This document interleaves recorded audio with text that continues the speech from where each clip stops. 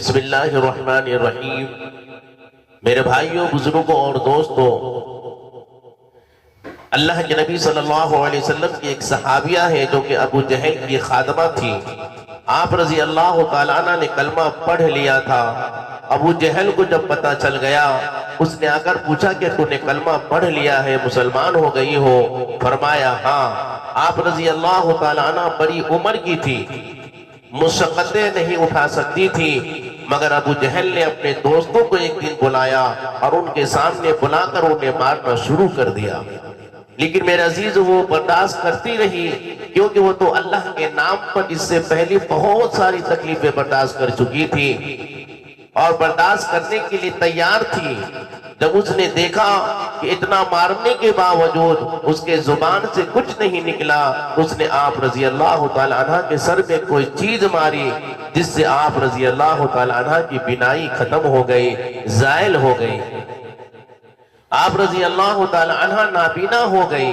اب انہوں نے مذاق کرنا شروع کر دیا، کہنے لگی دیکھا ہمارے معبودوں کی تو نے عبادت چھوڑ چکی تھی، لہذا ہمارے معبودوں نے تمہیں اندھا کر دیا ہے۔ مار برداشت کر چکی تھی، مشقتیں اٹھا چکی تھی، یہ سب سزائیں برداشت کرنا ان کے لیے آسان تھا، مگر جب انہوں نے یہ بات کہی تو آپ رضی اللہ تعالیٰ عنہ برداشت نہ کر سکی، چنانچہ فوراً تڑپ اٹھی، اسی وقت کمرے میں جا کر سجدے میں گر گئی اور اپنے محبوب پروردگار سے راز و نیاز کے بات کرنے لگی، دعائیں کرنے لگی۔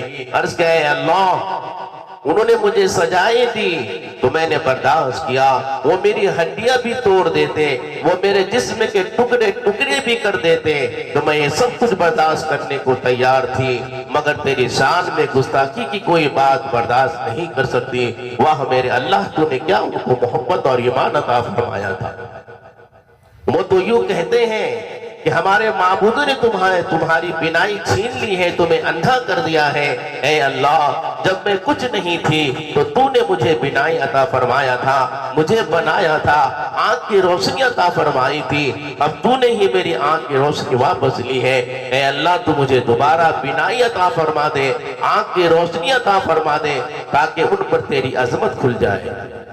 میرے عزیزو، ابھی دعا والے ہاتھ چہرے پر نہیں پھرے تھے کہ اللہ رب العزت نے آپ کی بینائی لوٹا دی، آنکھ کی روشنی لوٹا دی۔ سبحان اللہ میرے عزیزو، اس وقت مرد تو مرد، عورتوں بھی اللہ تبارک و تعالیٰ نے وہ دین کا جذبہ عطا فرمایا تھا، ایمان عطا فرمایا تھا، اللہ سے محبت عطا فرمائی تھی۔